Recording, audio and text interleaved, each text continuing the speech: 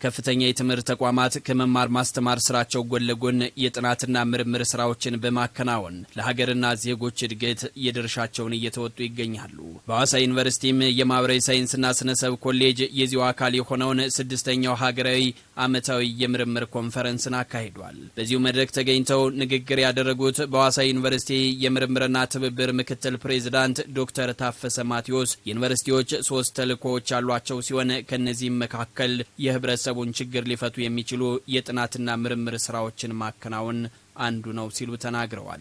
ዩኒቨርሲቲዎች 3 ተልዕኮ ነው ያላቸው። አንደኛው የሰለጠነ ሰው ኃይል ማፍራት፣ ሁለተኛው የህብረተሰቡንና ኢንዱስትሪውን ችግር የሚፈቱ ምርምሮችን ማከናወን፣ ሶስተኛው የማህበረሰብ አገልግሎት ስራዎችን መስራት ነው።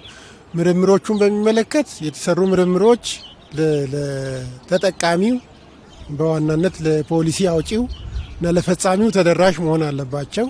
የምርምር ውጤቶችን ተደራሽ ማድረግ አንደኛው መንገድ የምርምር ኮንፈረንሶችን ማዘጋጀት ነው። በዚህ አመት ወደ 6 የሚሆኑ ምርምር ኮንፈረንሶችን ነው የምናዘጋጀው። ይሄ ሶስተኛው ነው። በሐዋሳ ዩኒቨርሲቲ የፖሊሲና ምርምር ተቋም ዳይሬክተር የሆኑት ፕሮፌሰር ተስፋዬ ሰመላ በበኩላቸው እንዳሉት ከፍተኛ የትምህርት ተቋማት ኃይላቸውን በጋራ በማስተባበር ለሀገር እድገት የሚበጁ የምርምር ስራዎችን ሊሰሩ እንደሚገባ ገልጸው በዚህ ረገድም ሐዋሳ ዩኒቨርሲቲ ተሞክሮ የሚቀሰምበትን ተግባር እያከናወነ ይገኛል ብለዋል። ይሄ እንግዲህ የሐዋሳ ዩኒቨርሲቲ ያዘጋጀው ምርምር ኮንፈረንስ ነው።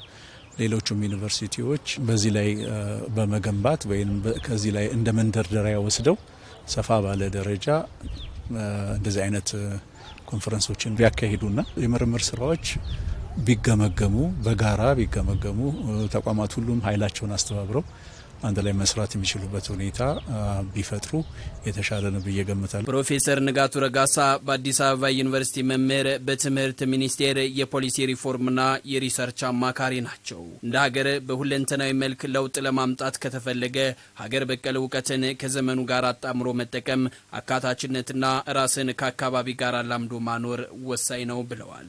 ማህበራዊና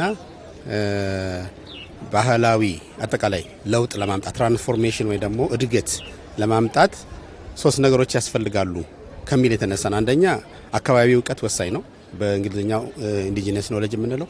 ሁለተኛው ደግሞ ሬዚሊየንስ ነው፣ ራስን ከአካባቢ ጋር አስማምቶ መኖር እንደማለት ነው። ሶስተኛ ኢንክሉሲቭነስ በእንግሊዝኛ የምንለው ወይ ደግሞ አካታችነት የምንለው ነው። ስለዚህ 3ቱን ነገሮች ከያዝን የምናስበውን የኢኮኖሚ ማህበራዊ እድገት ማምጣት እንችላለን ከሚል የተነሳ የኮንፈረንስ ነው። በሐዋሳ ዩኒቨርሲቲ የማህበራዊ ሳይንስና ስነሰብ ኮሌጅ አስተናጋጅነት 6ኛው ሀገራዊ ዓመታዊ የምርምር ኮንፈረንስ መካሄዱን የጠቆሙት ደግሞ የኮሌጁ ዲን ፕሮፌሰር ዘለቀ አርፊጮ ኮንፈረንሱ የተለያዩ ተመራማሪዎች በተለያዩ ጊዜያት ያከናወኗቸውን የምርምር ስራዎቻቸውን ያቀረቡበት መሆኑን ጠቁመው ለሀገር የሚበጁትን ለፖሊሲ ግብዓትነት እንዲውል ለማስቻል ያለመ መድረክ መሆኑን ጠቅሰዋል። የተለያዩ ተመራማሪዎች ከተለያዩ ዩኒቨርሲቲዎች ከተለያዩ የምርምር ተቋማት ያሰባሰበ መድረክ ነው። በዚህ መድረክ ላይ በተለያዩ ተመራማሪዎች በተለያዩ ጊዜያት የተከናወኑ የምርምር ስራዎች የሚቀርቡበት ነው። በሚቀርቡ የምርምር ስራዎች ውይይቶች የሚካሄዱበት ነው።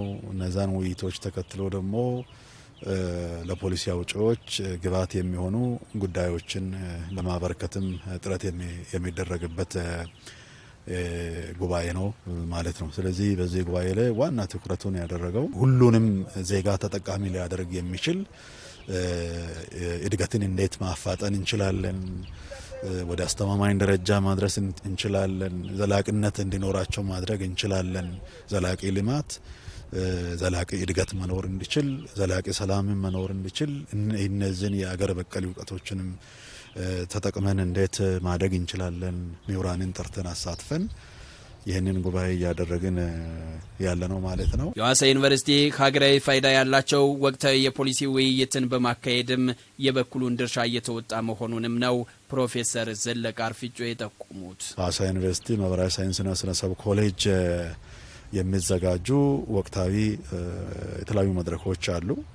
የፓናል ውይይቶችን በየጊዜ እያዘጋጀን እንደነበረ የሚታወቅ ነው። በአመቱ በዛ ያሉ አገራዊ ጭብጥ ያላቸው አገራዊ ፋይዳ ያላቸው የፓናል ውይይቶችን ህዝባዊ ገለጻዎችን የፖሊሲ ውይይቶችን፣ ትምህርታዊ ሴሚናሮችን በቋምነት እያደረግን ነው የቆየ ነው። ይሄም ደግሞ የዛው አካል ሆኖ ነው የቀጠለው